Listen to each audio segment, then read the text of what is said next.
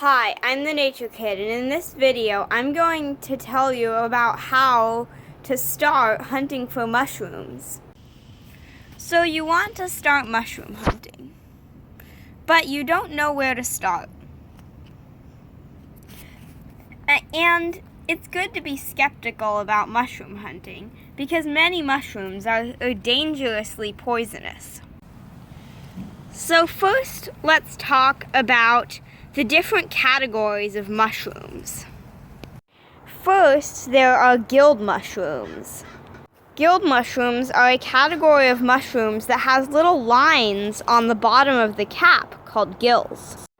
Gills are a bit like plates or ridges, and you can find them on the underside of a mushroom's cap. Next, there are mushrooms with false gills. False gills are similar to gills, except that they're a little different. False gills are like gills, but they're a little more like folds than plates. False gills are found on chanterelles, which are a popular edible mushroom, and because there aren't very many poisonous mushrooms with false gills, chanterelles are a good mushroom to start with. There are a couple of poisonous mushrooms with false gills, but there aren't very many. Next, there are polypores. Polypores, also known as bracket fungi or shelf mushrooms, are a category of mushrooms that mainly consists of mushrooms that are about this shape that grow on wood, although there are a few exceptions with like the stalked polypore, which is a mushroom that grows on wood that has a stem. But polypores do not usually have stems. Although there are some poisonous polypores, there are not very many. But most polypores are not edible, not because they're poisonous, but because they are very tough. Although there are a few that are edible, like soft enough to eat, such as chicken of the woods or dryad saddle. And there are some polypores that are too tough to eat, but they're also medicinal and can be made into tea. You can easily tell that a mushroom is a polypore because it is thin and tough, although sometimes polypores can be thick. But so polypores are usually tough and woody, and on the bottom they have very, very tiny, it's really hard to see, pores. Sometimes these pores are large enough to see with the naked eye, sometimes they are microscopic. And polypores usually do not have a stem. They are thin and tough, and they grow on wood. And they have no gills or false gills, just pores. Another group of mushrooms is the boletes. Like polypores, boletes have pores on the underside of the cap. However, boletes don't usually grow on wood, and they are thicker fleshed and softer than polypores. Most boletes are edible, but some are poisonous, and some are just too bitter to eat. Some boletes actually bruise blue if you cut them. Next, there are the toothed fungi. These fungi have spines on the bottom of the cap. Many are edible, such as the hedgehog mushroom, lion's mane, and scaly hedgehog mushroom. Some are, but others are not edible, such as the bleeding tooth fungus. This one is the hedgehog mushroom, which is edible and has no poisonous lookalikes. It's easily identified by the spines on the bottom of the cap. Now let's talk about edibility.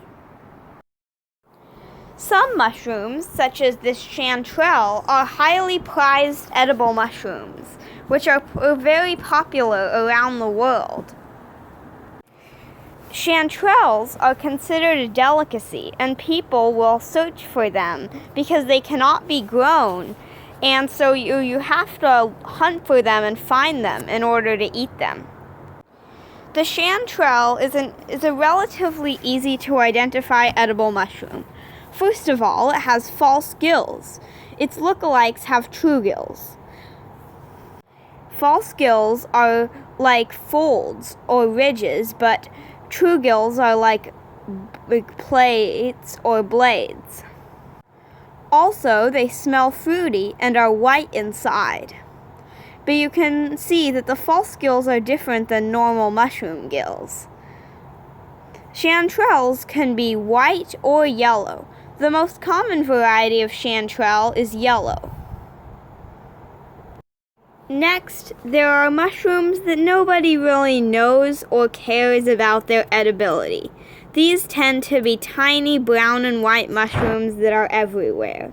These are often referred to as LBMs. They're very difficult to identify and they are everywhere.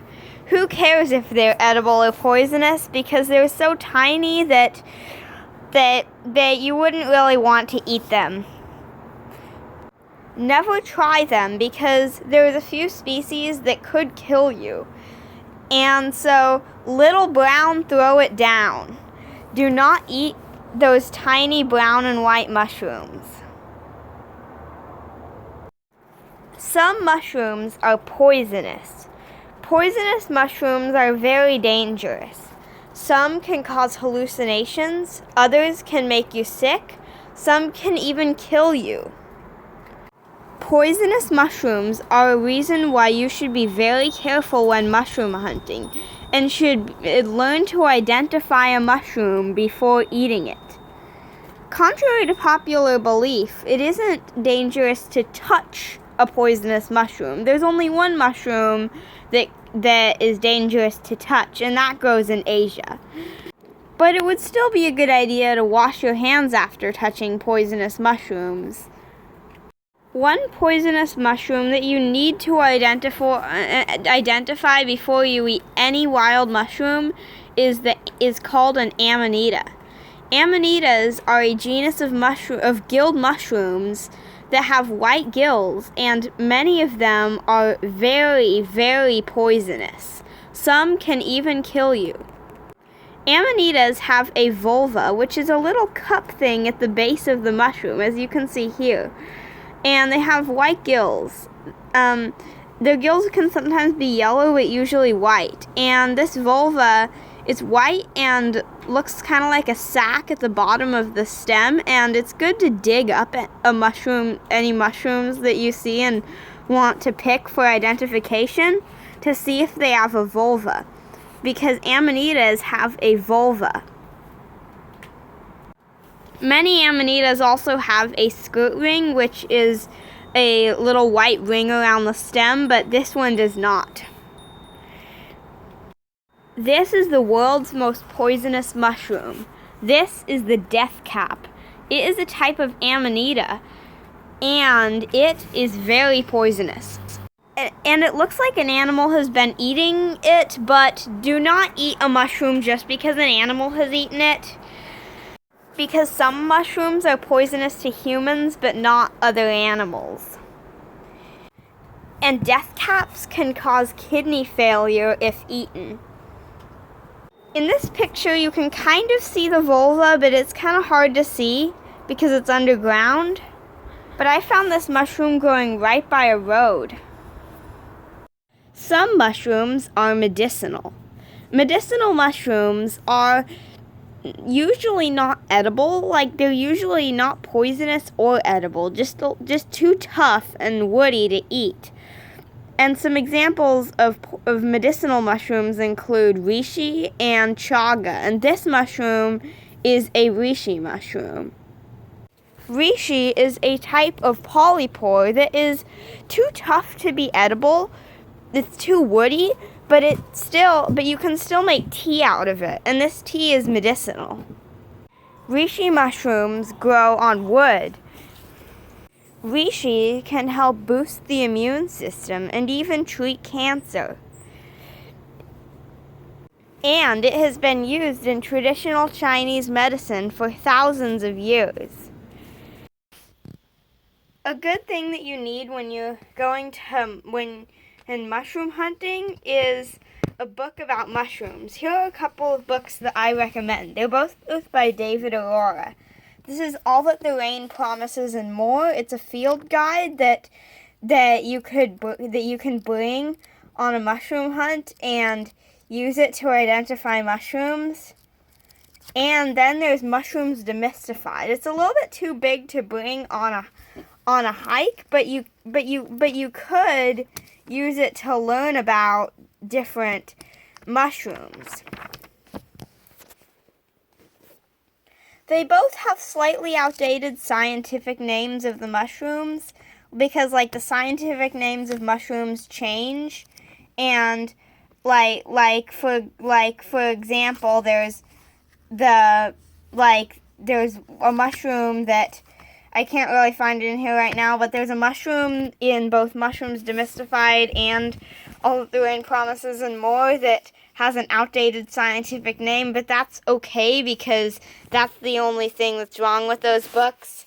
I mean, there's actually multiple mushrooms with wrong scientific names, but when these books were published, the scientific names of the mushrooms were different. So, yeah. But All That the Rain Promises and More is better for like bringing on a hike to identify mushrooms. And Mushrooms Demystified is better for just studying and learning about different types of mushrooms. When mushroom hunting, you need a basket to put the mushrooms in. Either a basket or a paper bag. Don't put mushrooms in a plastic bag because that traps air, and the mushrooms need to be able to sort of breathe so that mold doesn't grow. It's also a good idea to bring a camera when you're mushroom hunting so that you can take pictures of the mushrooms. So when you're mushroom hunting, a good thing to do is to walk around and with carrying a basket and look really low to the ground and look at the ground, and you just might find a mushroom. Like, look at this. This is really pretty. Wonder what this is. I kind of think that it might be a Russula mushroom. I don't really know, but it's a beautiful mushroom. Look at this. It's a really beautiful purple mushroom. It's got a white stem and it has gills.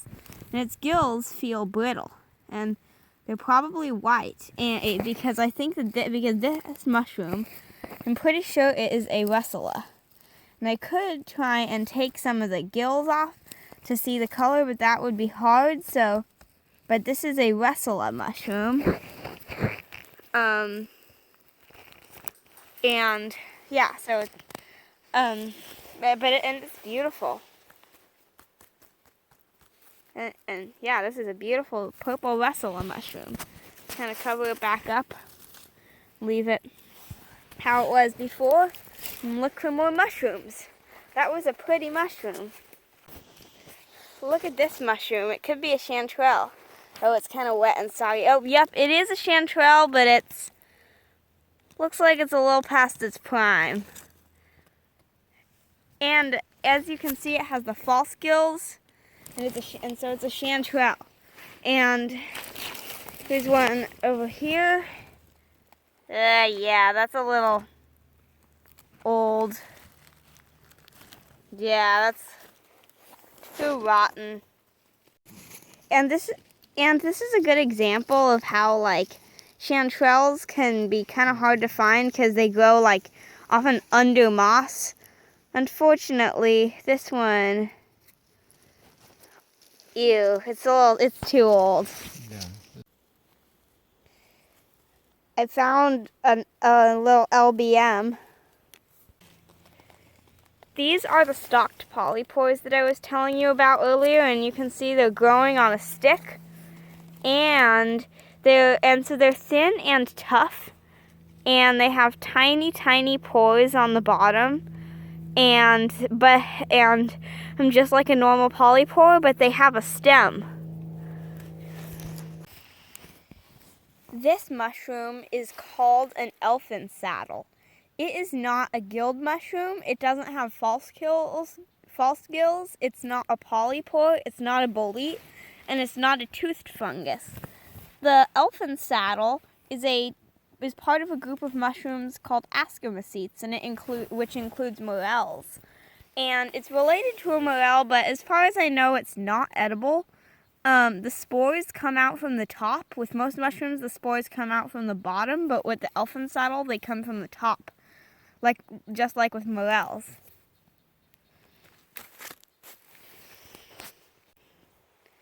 This is a candle snuff fungus, also known as an antler mushroom, and its spores grow on the top of the mushroom on this white layer.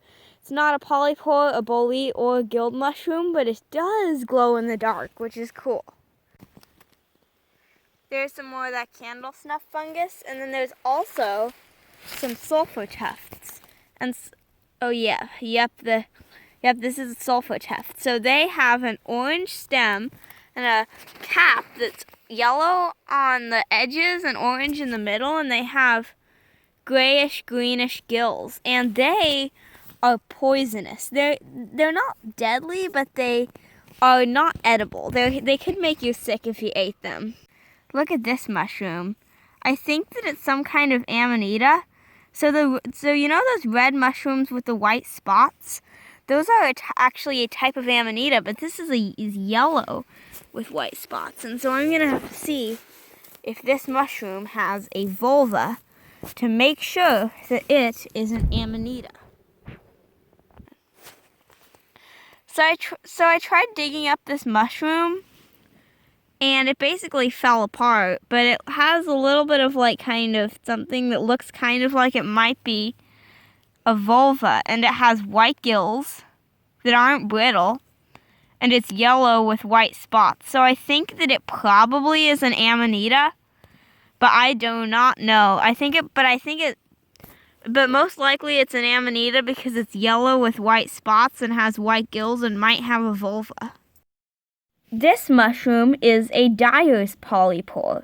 It is a type of polypore, and it grows on living wood and on dead wood. If it grows on a living tree, it can kill the tree because it is parasitic. But it can also be used to make green, yellow, or orange dye. It is not edible, but it's also not poisonous either. It's too tough to be edible, and it's not medicinal, but it can be used to make yellow, green, or orange dye. Here is some yarn that was dyed with dyer's polypore. And see, it can be yellow or green or orange. I hope you liked the video. Like and subscribe for more Nature Kid videos. Bye!